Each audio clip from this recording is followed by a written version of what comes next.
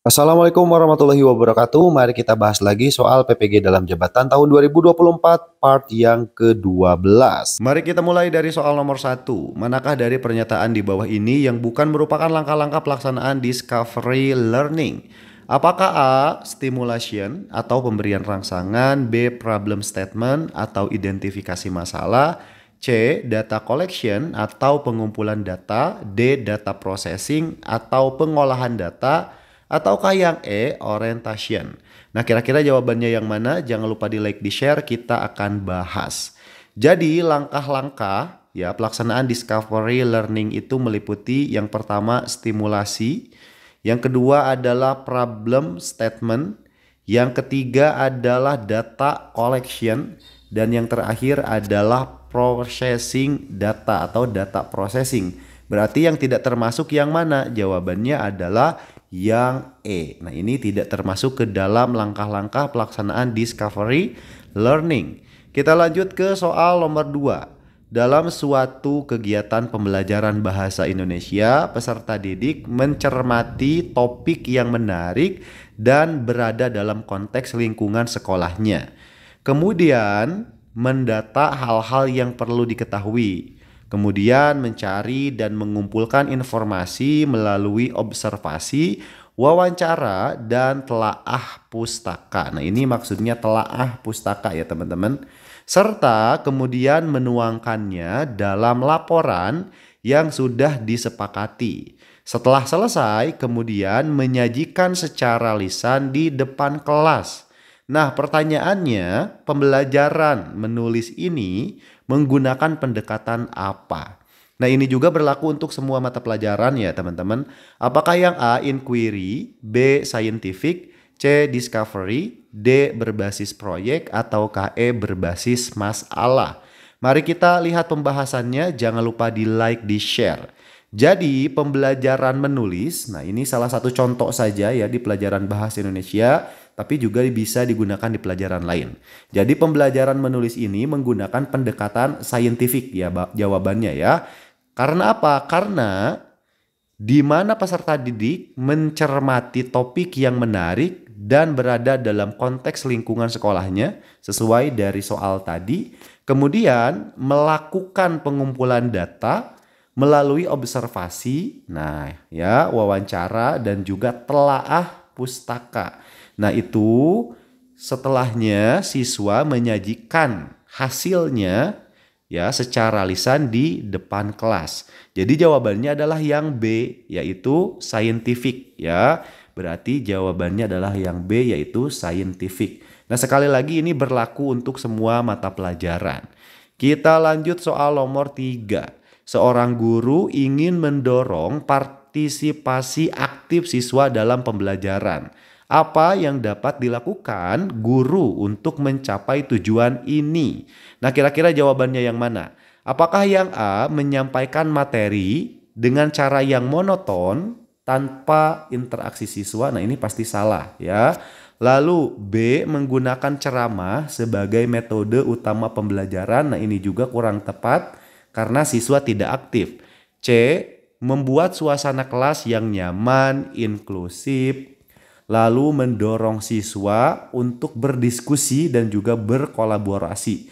Jadi jawaban yang tepat yang mana? Sudah pasti jawabannya adalah yang C. Kenapa? Karena di sini siswa dituntut untuk berdiskusi dan juga berkolaborasi, otomatis ada keaktifan siswa.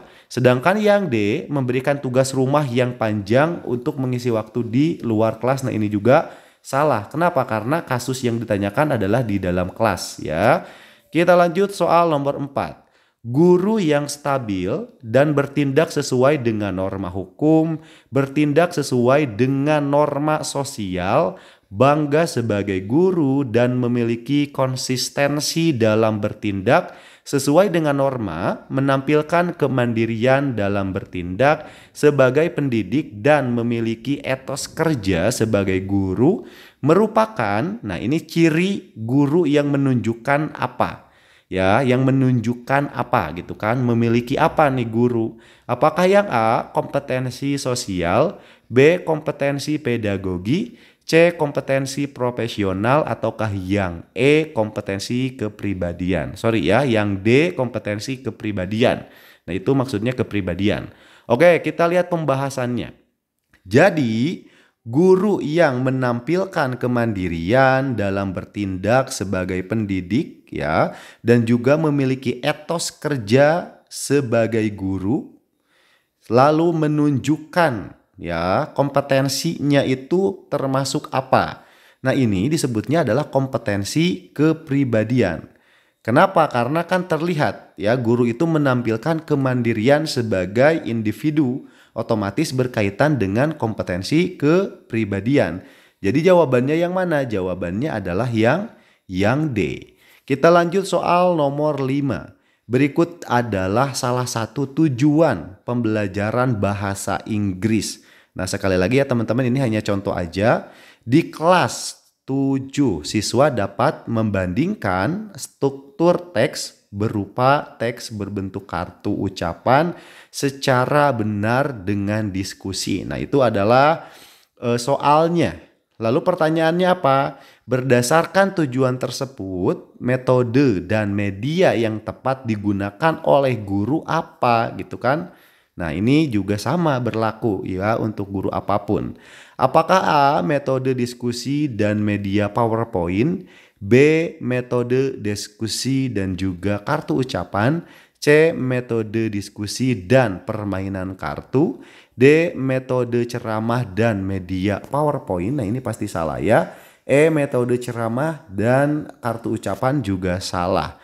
Nah, kira-kira jawaban yang tepat yang mana? Nah, di sini dijelaskan berdasarkan tujuan pembelajaran tadi di atas di deskripsinya, metode yang tepat adalah metode diskusi dan media yang tepat adalah kartu ucapan gitu ya. Nah, teman-teman harus belajar ya apa yang disebut dengan metode dan juga apa yang disebut dengan media.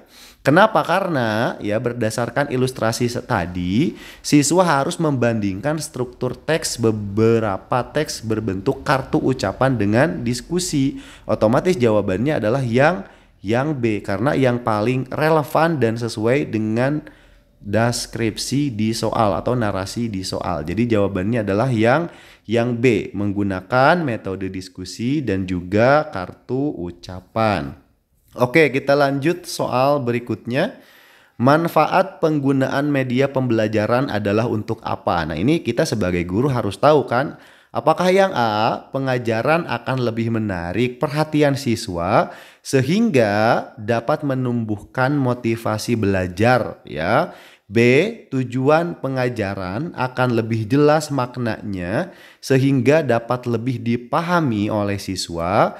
C. Tugas siswa akan lebih bervariasi. D. Guru turut melakukan kegiatan belajar seperti mengamati, melakukan, dan mendemonstrasikan. Nah, kita lihat penjelasannya ya. Silahkan disimak teman-teman ya.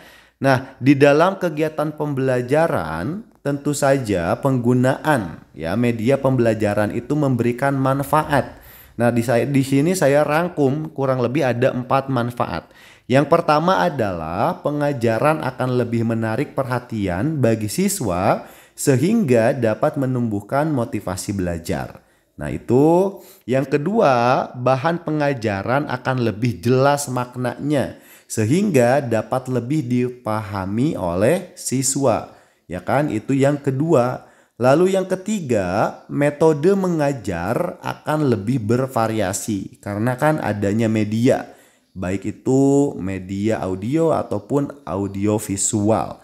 Dan yang terakhir adalah siswa melakukan kegiatan belajar, misalnya mengamati, melakukan, lalu apa lagi? Dan mendemonstrasikan. Jadi jawabannya mana? Jawabannya adalah yang A ya. Jawabannya adalah yang A. Oke, buat yang menonton video ini saya doakan semoga lulus ya, lulus PPG tahun 2024.